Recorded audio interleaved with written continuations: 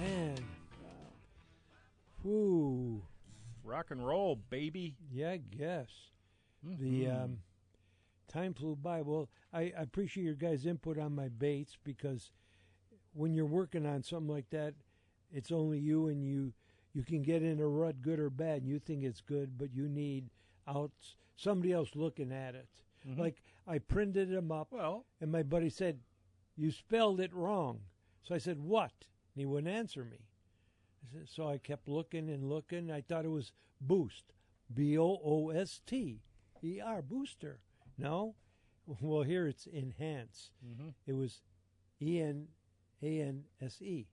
and he said I didn't want to tell you. I wanted you to learn because they catch this stuff, boy. Boom, you know. It's just like with you and Barron. Now your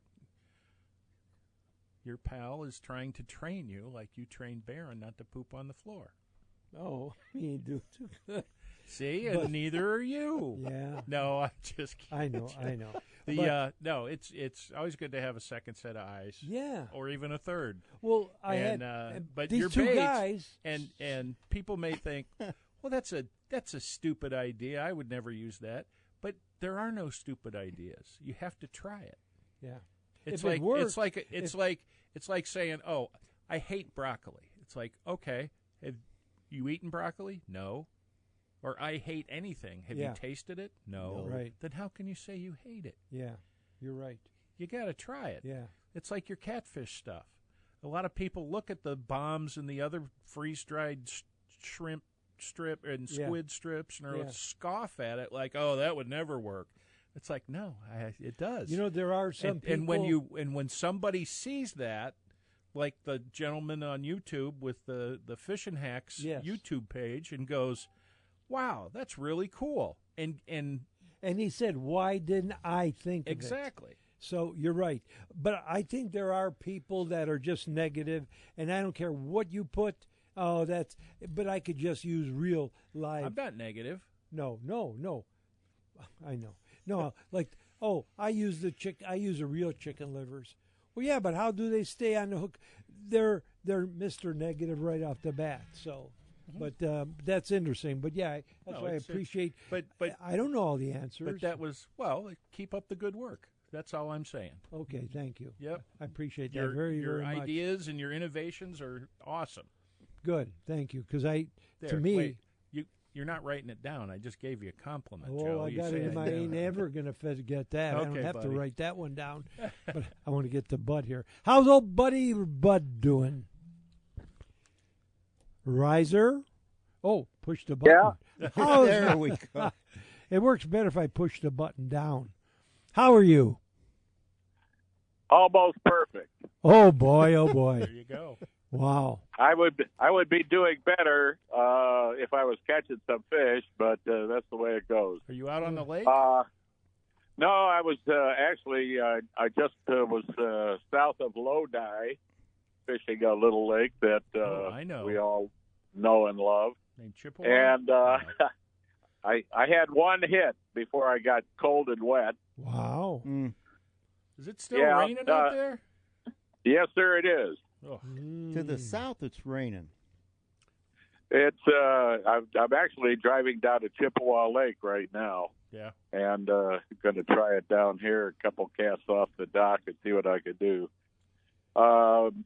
Catching a few bluegills at Spencer the last couple of days, and that's been fun. A couple dozen in an hour. Wow, that's good. So half of which are keepers. I've been cultivating some bluegill bait, gypsy moth larvae. Mm-hmm. No reaction. I said gypsy moth. I said mm-hmm. Yeah, I caught that. I was down in Tennessee last month perch fishing. About gypsy moth larvae, Bud. Are you allowed to call them that anymore? Or No, did they change the name? You're not allowed to say gypsy. Yeah, something like that. I don't know. Yeah, but anyway, I was down in.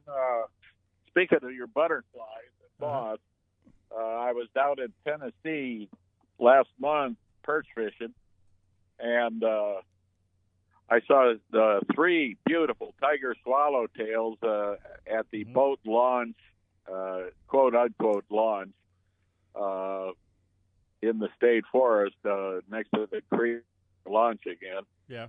But there were also some little tiny blue butterflies down there. I forget what they're called. Blue azures. I think you guys. Yeah, that's it. Yes, sir. They were beautiful. Yeah. Yeah. Yeah, and I just really enjoyed that. I actually took a couple of close-up photos of them, and enjoyed the entire trip. Just seeing that. Let's see, what else have I seen? Oh, yeah, there's a couple of ospreys flying around Spencer Lake. Saw one grab a fish in front of me. Thank God it wasn't on my line. Was it the species?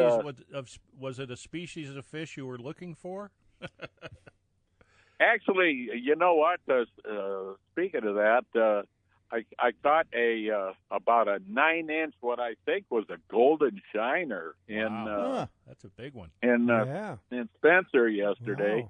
Wow. Basically, I was just ice fishing off the dock, fishing down 3 feet and standing in one spot for 2 days in a row and catching bluegills. But that I assume it was a golden shiner or possibly a lake shiner.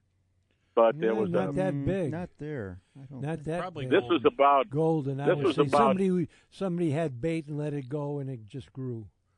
Right? Yeah. I'm thinking you're right, Joe. Yeah. But I hadn't caught one like that in years. Yeah. I remember catching some once in a while at some little pond, and all of a sudden you'd catch, and it would be maybe that big, and you think, wow.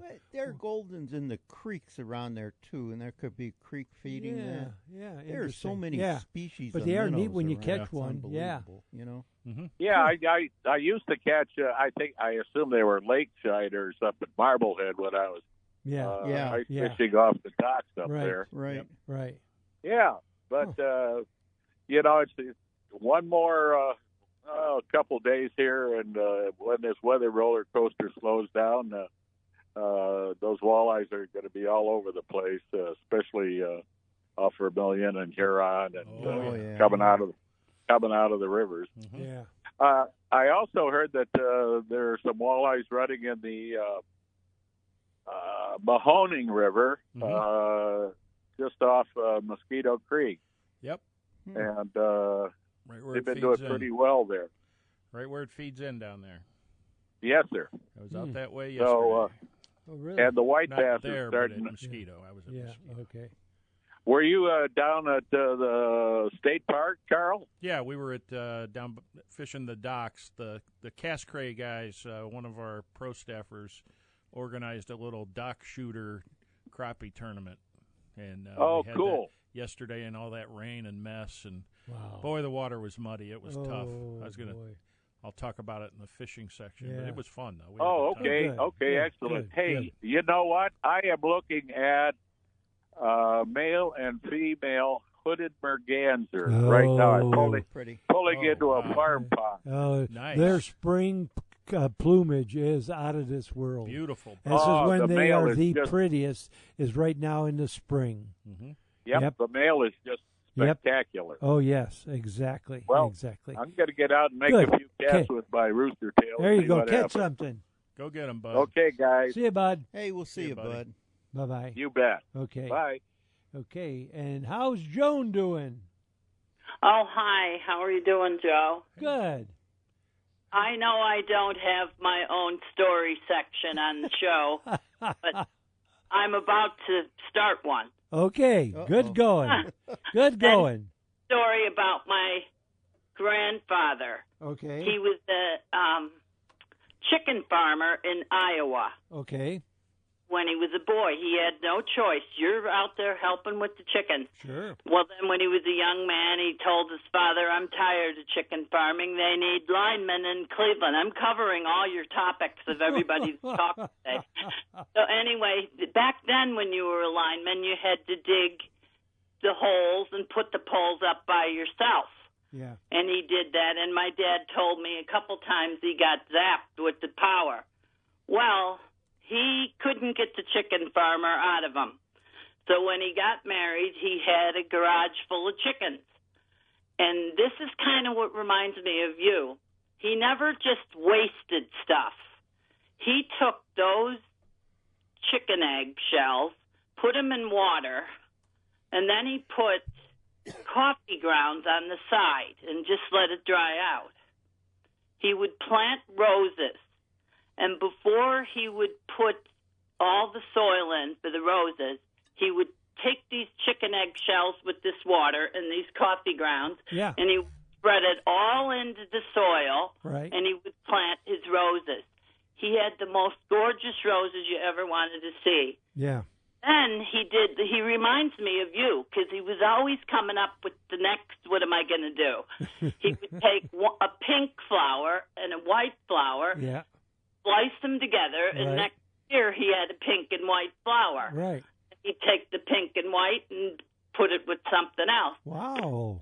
And when people got sick, he would go out and clip down those roses and take them to the hospital. Oh. But he reminds me of you, because when you see people today, I saw 4 boys, about 10 or 11, sitting in Dunkin' Donuts, spinning their phone, and I thought, you should be out figuring something out. Yes. You should be out chasing butterflies, like we're talking about, or go out.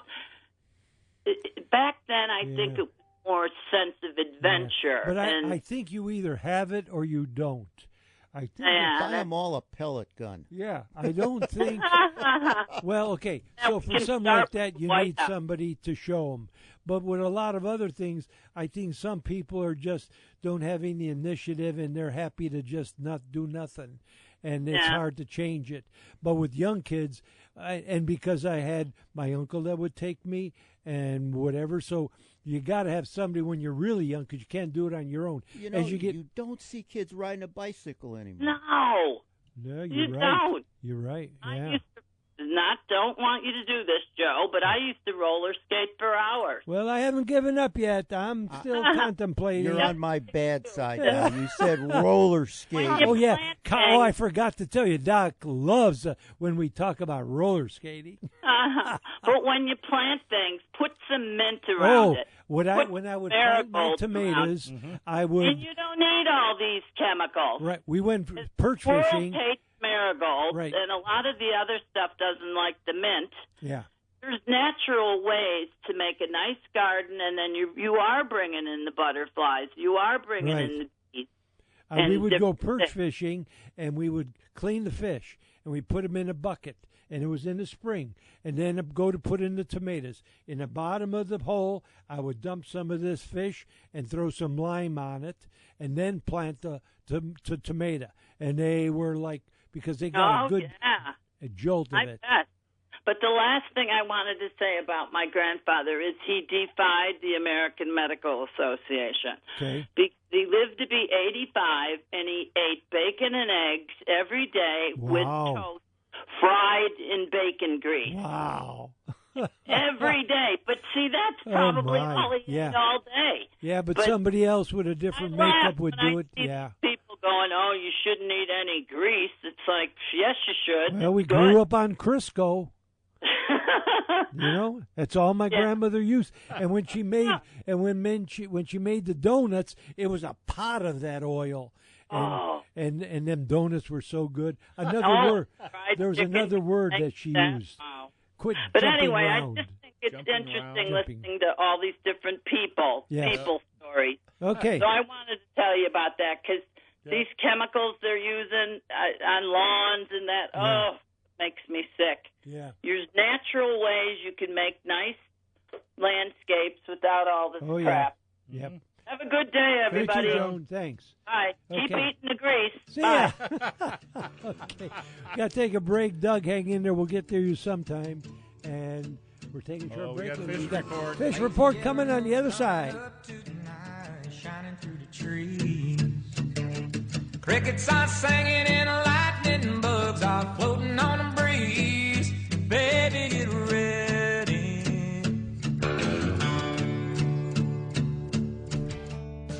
Do you enjoy a good story about hunting or fishing? Then you need to get your hands on Tales from the Trails, the real-life adventures of Castaway Coulis. Take a journey around the world with Joe as he recounts some of his best hunting and fishing trips, from Africa to Alaska, from behind the Iron Curtain to Australia. You can share in his memories through the book, complete with pictures to take you on the journey. It's a trip back in time looking through the eyes of an outdoors legend. Order your copy today on Amazon or at castaway.com. That's castaway with a K.com. Thanks for listening to the Inside the Great Outdoors podcast. If you have any questions, comments, or stories you'd like to share, shoot us an email at jcoulis@castaway.com. That's Castaway with a K. We'll share your comments with our audience on the following week's show. Thanks again for listening to Inside the Great Outdoors.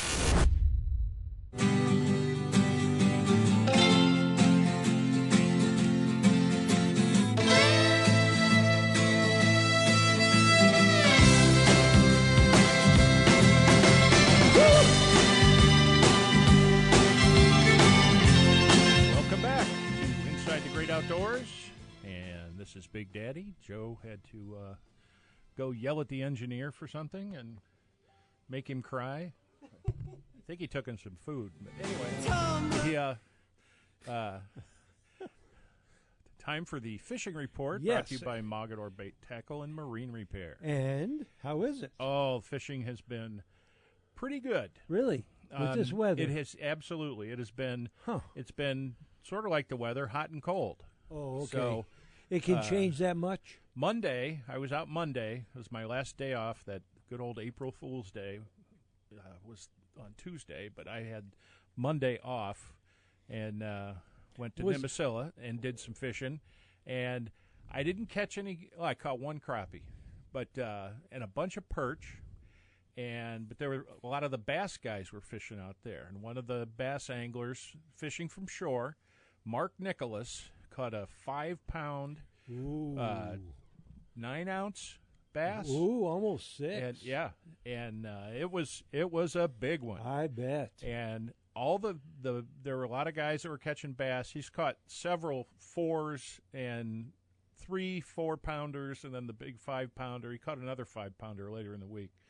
And but a lot of the bass guys are doing really well out there, because the bass are on the feed big time, getting on their pre-spawn pattern. Okay. And at Nimisila, the shad population is unbelievable. I mean, you could see the fish in the shad in the water. Does that make Huge it hard schools. to catch fish when there's so many?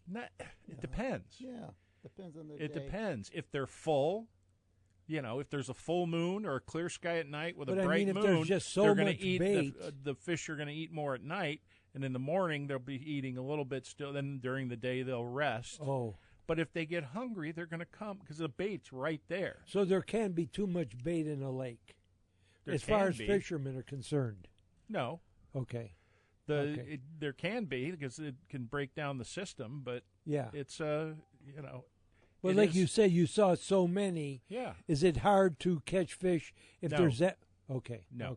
Okay. But something will be biting. They've been catching really good red ears in there. Okay. Yellow perch, which are spawning right now. And a lot of the perch are spawned out. It's like right in the middle of the spawn. Okay. So for inland lakes, the bass were biting. He even caught a walleye in Nimisila. It was about 3.5 pounds. So wow, that's a nice walleye. Yeah, and yesterday went out to Mosquito. One of our pro staffers, Rick Varconi, organized a dock shooter derby, where it's just a little pot tournament, $10 buy-in, and you fish the docks out at Mosquito in the marina. And you can fish the docks up until April 14th, I believe, or 15th. And that's when the rentals open up for folks to keep their boats up there, so they don't let people fish the docks during the warmer late spring through the summer and into the fall. So we were up there doing that, and a lot of fun. The weather was horrible. The conditions were horrible. The water was muddy when we got there, and it got muddier as the day went on. So lots of debris, and I mean it was rough, but did catch some fish. I caught the first fish of the whole tournament. Is there a prize? Was there a prize for that? No. That's okay. It was only a little 8-inch crappie. Yeah, but you caught something. So I caught that one. Then I caught another little 8-inch crappie, and then went steadily downhill from there. Actually, no, it was fine. We all knew it was tough conditions, and the winners. I'll just get to the winners. In third place, Vinny Steele, 9.25 inches. He won $30. Second place, Daniel Zagoti, 10 3/4 inches. He won $60. And first place, Tim Crappie Slayer Stevens with a 15 1/4 inch slab crappie. Woo. And he won $150.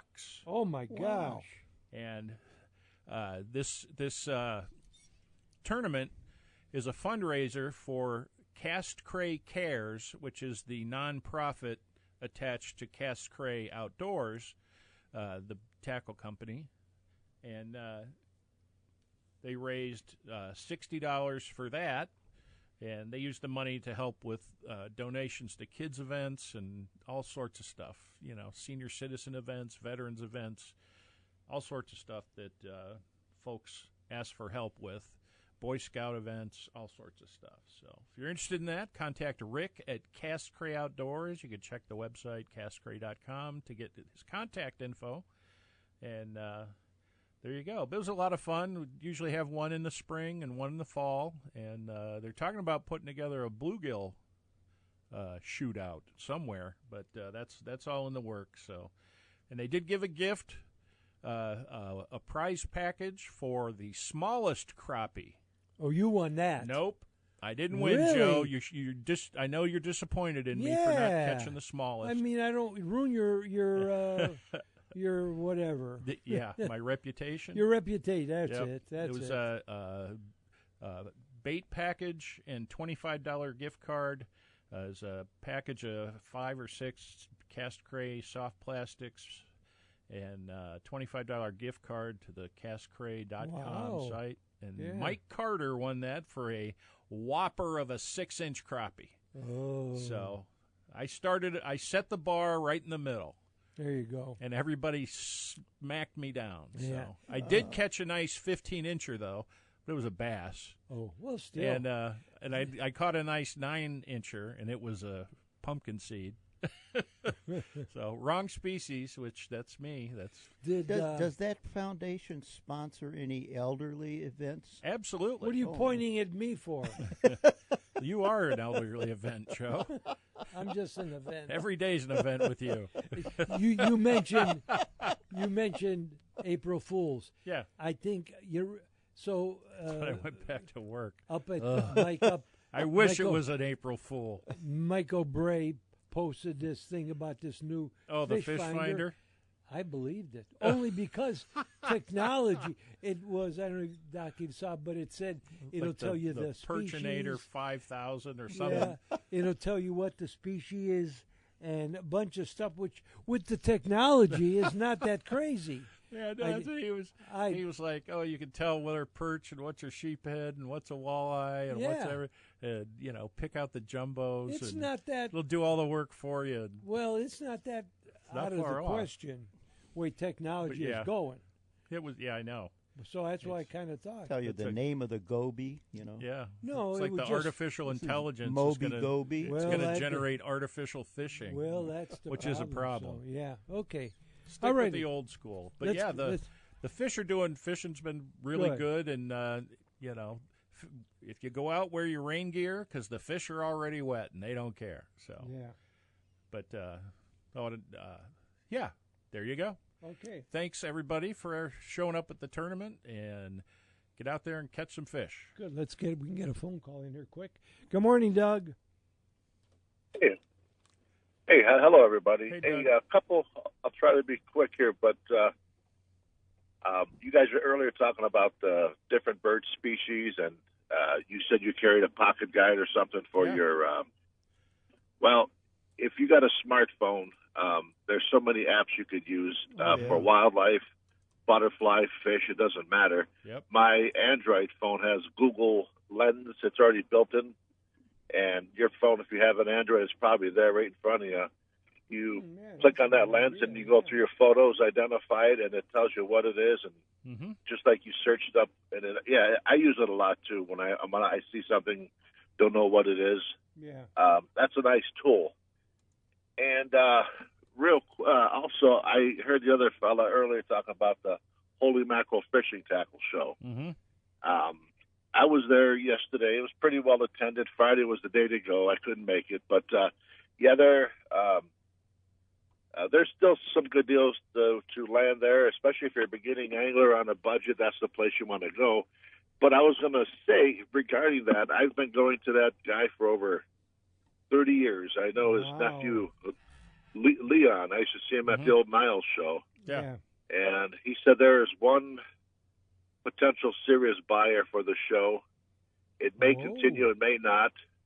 Hopefully it does. But he says he's through helping out. He says it's too much work because he's a greenskeeper. And but the show may continue. It may continue. Good. But like I said, yeah, and I hope so. And then I see your sponsor, Mogador Bait and Tackle. I see them at these shows every place I go to in the springtime, and I think the tradition will continue. Good.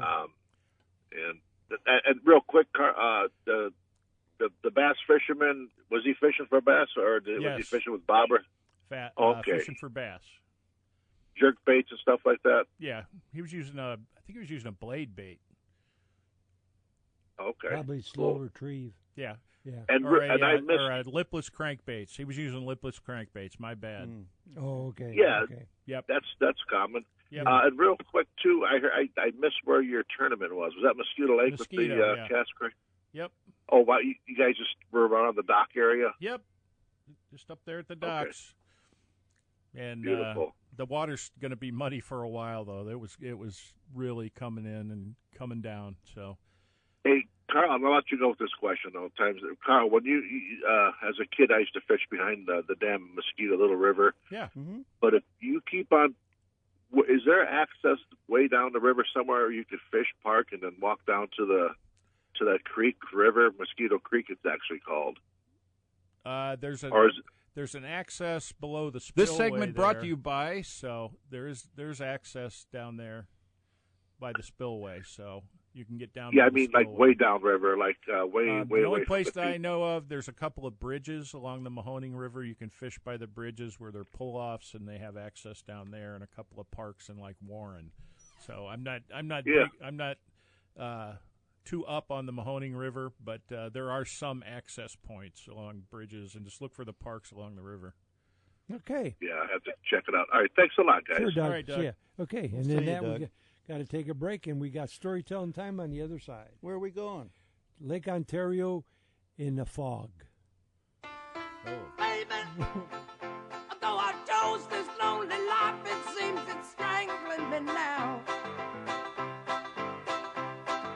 All the wild men, big cigars, gigantic cars. Are you ready to catch the big one? Introducing Kodiak Fish Attractant Catfish Bombs, your ultimate secret weapon for a successful fishing trip. Designed with fishermen in mind, Kodiak Catfish Bombs release an irresistible scent that draws catfish in from miles away. Just toss it in, wait a bit, and watch the action unfold. Whether you're a seasoned pro or just starting out, these bombs are hot stuff. Perfect for the weekend angler or those late-night catfish excursions. Watch your catch rate explode with Kodiak Fish Attractant Catfish Bombs. Available online at castaway.com. That's castaway with a K.com. Thanks for listening to the Inside the Great Outdoors podcast. If you have any questions, comments, or stories you'd like to share, shoot us an email at jcoulis@castaway.com. That's castaway with a K. We'll share your comments with our audience on the following week's show. Thanks again for listening to Inside the Great Outdoors.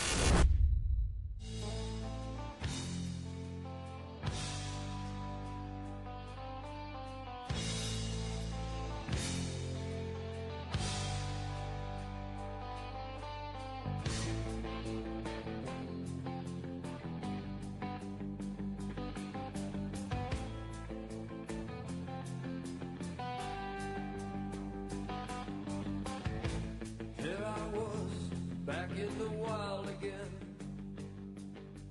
And I feel right at home where I belong. Welcome back. Listening to Inside the Great Outdoors. And I was thinking, I've had a lot of trouble remembering people's names, like people I should really like. Jay Reed. I was trying to think of it this week. I couldn't remember. Now it came right now. And so most of the time I'm forgetting, and I'm laying in bed and thinking about, when I went to Lake Ontario and we had a charter and it was foggy, like terrible. And I was trying to think who was on that charter, and it was a company. They fish all the time with me. Popped right in. Gatto Electric. Popped right in. So I don't know what's going on. We do. Yeah. So anyways, so we're fishing in Ontario, and it was the fog was, I can't remember how bad it was. It wasn't too bad, and we went out, so we'll go out to deep water. And we're fishing, trolling, and you could hear the foghorns from the freighters coming out of the Welland Canal. Welland Canal, that was another trip.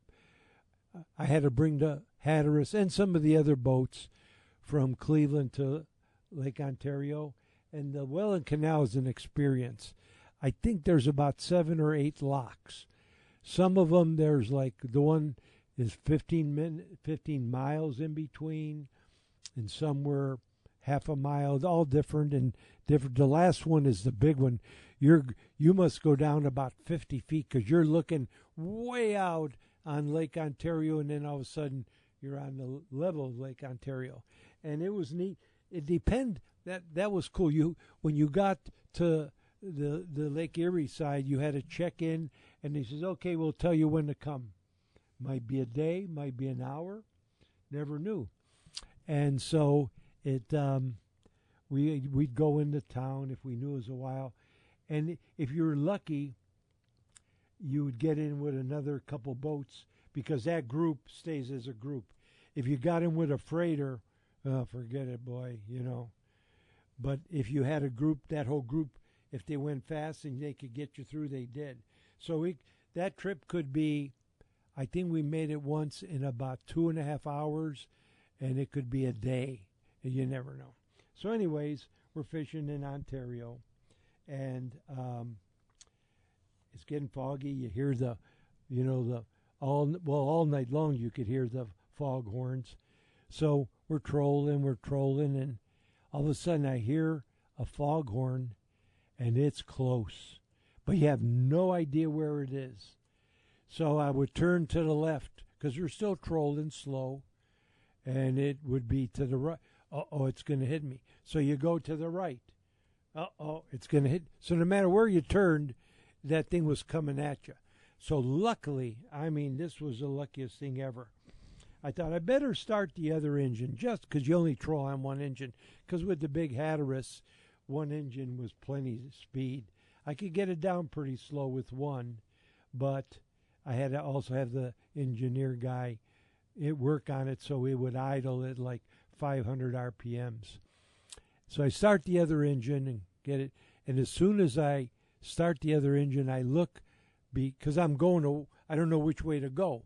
Do I go north or south? But every way I went, it was getting louder. So I says, I'm going west. East, because the boat was coming from the west. So I start the engine, start to go, and I look, and I'm looking straight up, not out, straight up at the bow of this big freighter. I thought, oh my God, no time to pull lines or nothing. I just floor it. So I'm getting away from it, but at first I'm not gaining. I'm looking up. Up. So I'm up on the fly bridge. So we're going. So I'm going to turn to the right. Oh, I got to wait because it throws a big wake in front. I would actually not gotten hit because what a big freighter throws, the water pushes. It would just push the boat, but it could flip the boat. It could swamp it because what would happen if you got in that wake? It's a big roll, and you could either roll over or whatever. So I'm going, and I'm getting out of there like full speed, and all of a sudden I look, and I went in a complete circle, and I almost ran into the back of it. Jeez. So I stopped there and got my bearings. That was like, oh shoot, man. So we headed south to get away from it, and we caught fish that day. Pulled all the lines are dancing on the surface because I'm just flying with all the downrig, and the weights are up on the top, because I had 7 downriggers. But the thing is, at night, I'm laying in bed, and I hear a foghorn. Oh my God! You want to talk about how it brings back memories or shocks or whatever? But it was every time I heard one, it'd wake me up. I'll never forget that. But when you're looking straight up at a big boat right behind you, that's, you look out and see boats. You don't look straight up and here it is, I don't know, 20 feet away, whatever it was. But man, luckily I started that engine, because if I tried to do it with one, I couldn't have done it. I couldn't have done it. Never ever forget that. That was like, oh man, those all night long. The nice thing about twins, they're really maneuverable. Yes. Yes. Oh, that's what we need in the studio. What? We need a foghorn sound effect to wake Joe up. That'd be great. Oh, Get him back on.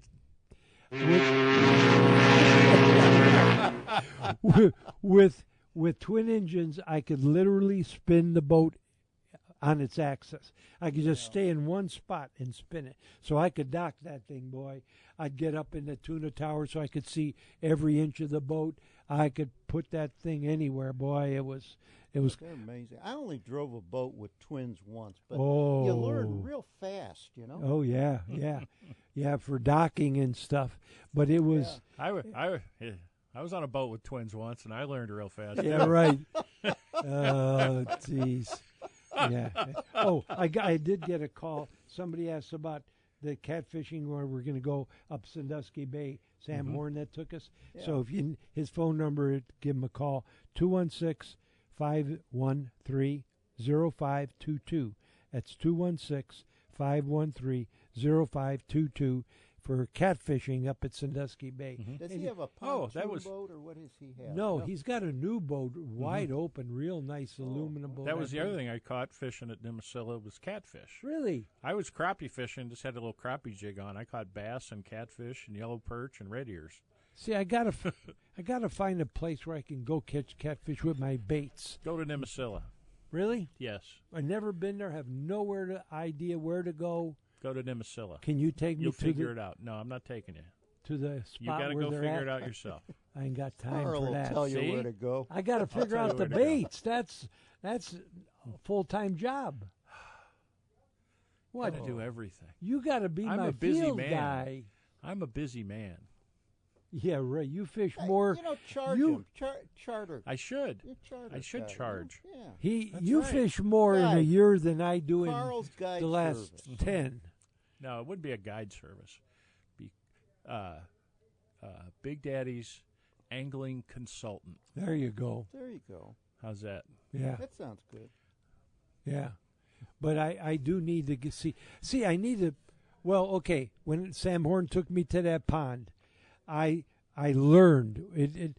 I got a little bit of video that wasn't important. What was important to me is that I saw fish being caught on my felt pads, and he made an interesting point. What he observed that, well, number one, if it was sitting there, it didn't work. That's why I want to come up with a shape. But what the other important thing is that he noticed that the fish didn't swallow it like they were the freeze-dried maggots. Mm-hmm. They would be caught in the lip. Yeah. What does that tell you? Is there reasoning? No. Okay. They might but be that's spitting it out when you set the hook. They might just be sniffing it and mouthing it and you set the hook. There's all sorts of different So it's reasons. a positive. Yeah. Okay. They're interested, right? There. Yeah. You caught it, right? Yeah. There you go. Yeah, and that was actually the first time I came up with the idea, but that was when it's the confidence builder that it was. That's what it accomplished for me. So I know if I talk about it, I'm not guessing or fibbing or whatever. It's the truth. It's not a story. just to promote something, which I don't like.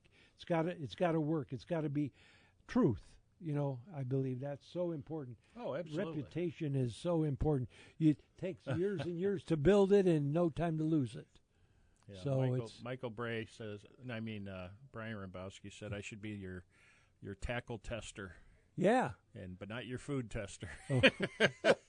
And I know I sent the winners to the bicycle thing, and I know Brian was one of them, and I got a note too. I got a note too. Yeah, so I have to send him again, but I did right away that day. Brian was one. He said Brian has been in touch with him, so Good. I gave him Brian's. They got to take a porta potty with them, though. I hope I still have it. Yeah, they shut down the restrooms. They shut down the restrooms Park. there in the national park. Oh, really? Oh, okay. Well, now we got to take a break because we got Joe.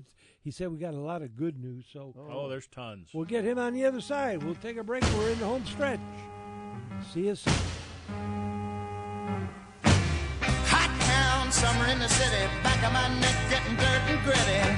Bend down, isn't it a pity? Doesn't seem to be a shadow in the city. All around, people looking half dead, walking on the sidewalk. Whether you're a novice or a well-seasoned angler, if you want that extra edge in catching more fish, you want one of the many species of Kodiak scent. Made from real bait fish, Kodiak fishing scents are made from pure freeze-dried bait. Freeze-drying enhances the scent considerably, making it the most potent fishing scent available to the fishermen today. It comes in many flavors, including shad, crayfish, salmon egg, and the most popular, minnow. Add the paste to your lures, it really sticks. And when a fish hits, it doesn't let go. And if you use tube jigs, try the tube injector. This handy syringe is made especially to be inserted into a tube jig. Kodiak fishing scents are now available online at castaway.com. That's castaway with a K.com. If you want to catch fish, you want Kodiak from Coulis. Thanks for listening to the Inside the Great Outdoors podcast. If you have any questions, comments, or stories you'd like to share, shoot us an email at jcoulis@castaway.com. That's Castaway with a K. We'll share your comments with our audience on the following week's show. Thanks again for listening to Inside the Great Outdoors. Welcome back. Listening to Inside the Great Outdoors home stretch. We got the good news segment with Good News Keo, right? Here we go. Here we go. Hey, turkey season opens. Let's see, April 19th through May 18th, unless you live in or hunt in the northeast corner. Right. Then it opens May 18th and runs through June 1st. Whoa. So you got that. That's a little late, huh? Well, later than normal, let me put it that way. But it's not too late.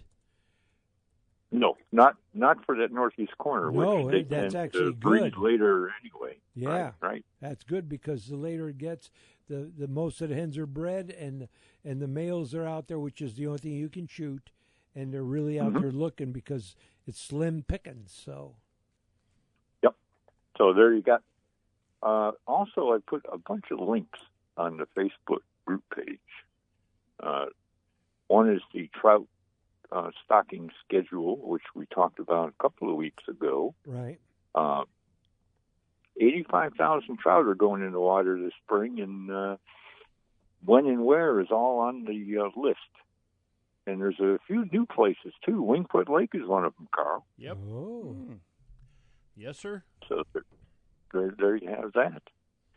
Hey, also, if you've been out and about in the last few years, you might notice that there are more sandhill cranes around, resident sandhill cranes. And if you want to participate in the Midwest Crane Count, it's on April 12th. You can do that in your own neighborhood, and I put a link to that as well. So yeah, I pitched that as a story on good old Channel 3 this week. And everybody looked at me like I had lobsters coming out of my ears. Oh, boy. Isn't that a shame? But then the next day I pitched the woodpecker story, and they said, oh, we love it. So I don't know. I don't know, but that was a cool story, though. Yeah, cool. Very good. All of your stories are cool. That was they're very rare, first ever sighting in Ohio of that red-breasted, red-naped woodpeckers range is only on the west coast, west of the Rockies. Wow! And it's anyone's guess how it got here, huh? Yeah, it could have been on one of the storms, one of the big storms that blew in and a few weeks Sure. ago. But there've been. Sure. I put the story up on the Facebook group Birding Ohio, and there've been a couple people say they've seen it out there. Really? That live out in Geauga County. Yeah. And the just same bird? like Chagrin Falls area, Yeah. Russell Township over there, and they said, yeah, they've seen it out there in their yard too. So the same one, you think, or there's more than one? I would imagine it's the same one. Okay. And I would have to think so. Yeah. It's probably hooked up with a group of yellow-bellied sapsuckers, and they're flying around out there and migrating south.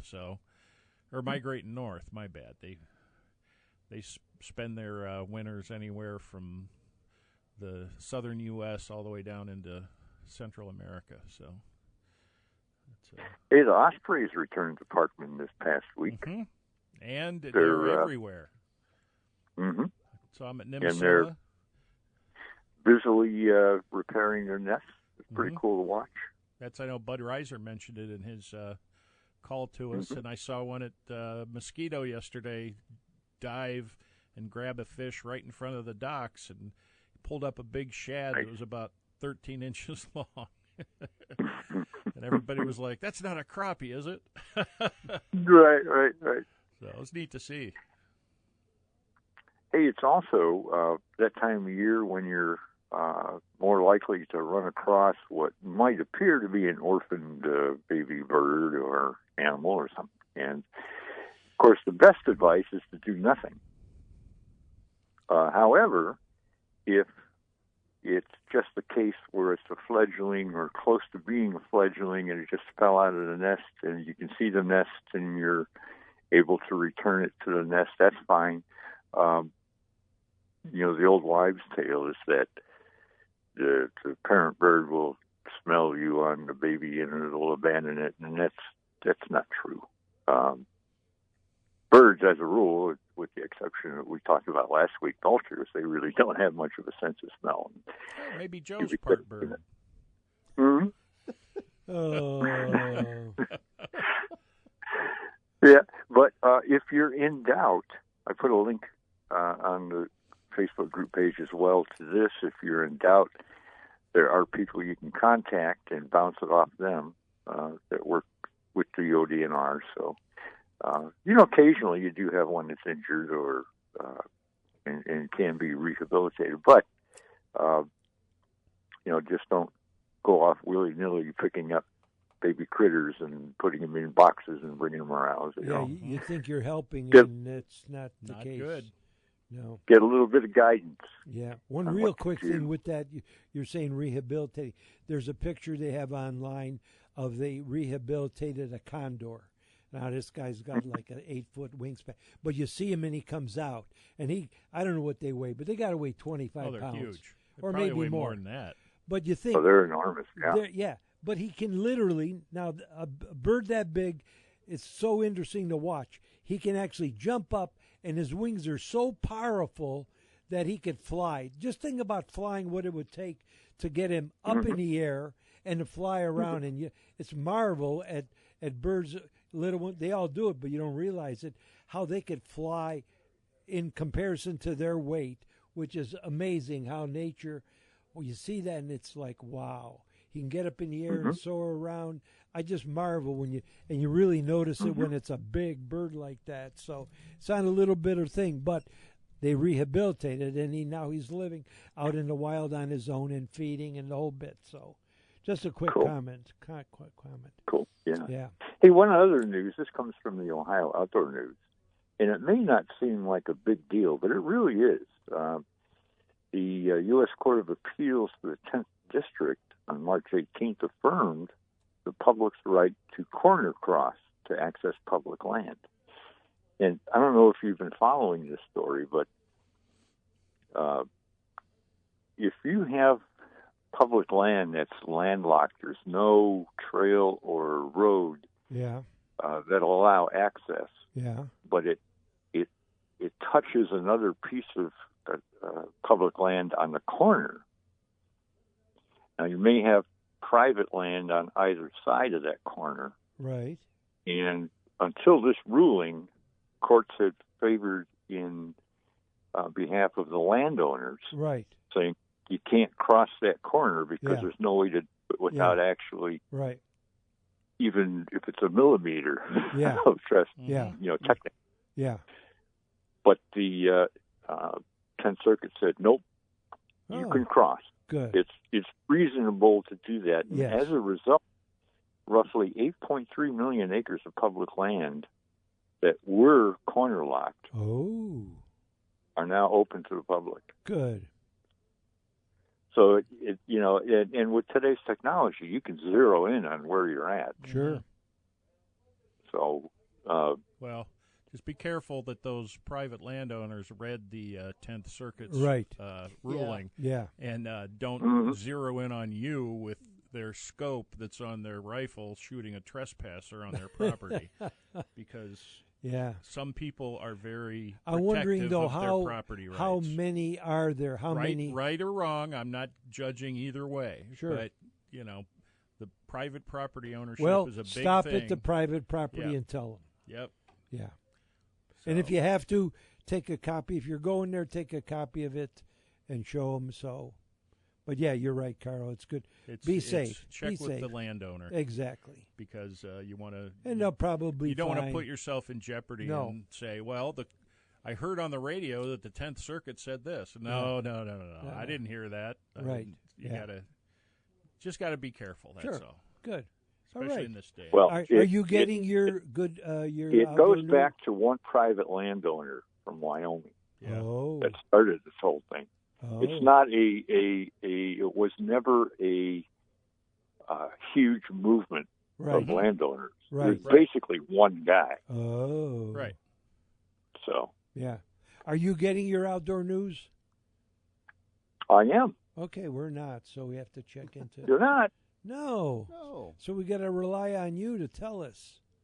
Oh, okay. I got to call him.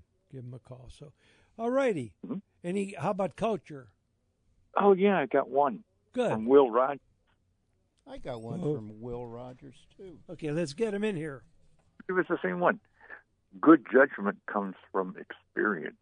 See that? And a lot of that comes from bad judgment. Oh, good. Okay, we're up against it. Never miss a good chance to shut up. There you go. I hope you have a wonderful. Well, yeah, you're going to have a trip this week, so enjoy it. Yeah, have fun. Have fun in Vermont. Actually, I'll try and call from Vermont. Okay, if you can, fine. If you can, that's okay. Let us know. And, okay. All righty. Have a all safe right, trip. We'll see you, Joe. Joe. Joe. Yeah. Bye-bye. All right. Take care. We have very important piece of good news we missed. Okay, go ahead. It's Norm's birthday. Are you kidding me? Yeah. Oh, my God. Happy birthday to Normie. I'm 46. Oh, that's right. Norm's can't almost believe we missed 50 that. Now. Shoot. Sorry, Doc. I didn't get to wish you a happy birthday. Oh, my. Well, you got him some baits for his birthday. Yeah, I gave him. Yeah, he got some freeze-dried wax. Give me some freeze-dried wax. Oh, gee. Well, happy birthday, Doc. Oh, you always make a big deal of everybody else's, and we didn't get to make a big deal for you. So, oh, boy. Well, happy birthday, Doc. Thank you. How old? 46. Oh, yeah, right. You are a dreamer. But That's get his out story, there. and he's sticking to it. Get out there and make some memories, because the memories you take today could be the most lasting, most important one. And we keep saying it. You're not going to make memories sitting there watching TV or dilly-dallying. That's a new word of the day, dilly-dally. We use that a lot. My grandmother's word is quit jumping round. So I call Barron jumping round whenever I yell at him. Quit jumping round. But make a phone call to somebody you haven't talked to. Win-win for everybody. You're going to make them smile, and you're going to smile. And as I always say, a day without a smile is a day wasted. And the older we get, no time to waste. So remember that. As my mother always told me, Joey, don't take any wooden nickels. You've been listening to Inside the Great Outdoors with Joe Coolis, Joe Keogh, and Dr. Norm. Join us every Sunday morning from 7 a.m. to 10 a.m. on AM 1420 The Answer. Download the podcast of today's show and previous broadcasts at IGOradio.com. Follow the show on Facebook and get interactive with the cast and crew. Thanks for joining us. We'll see you next week, 7 a.m., right here on AM 1420 The Answer.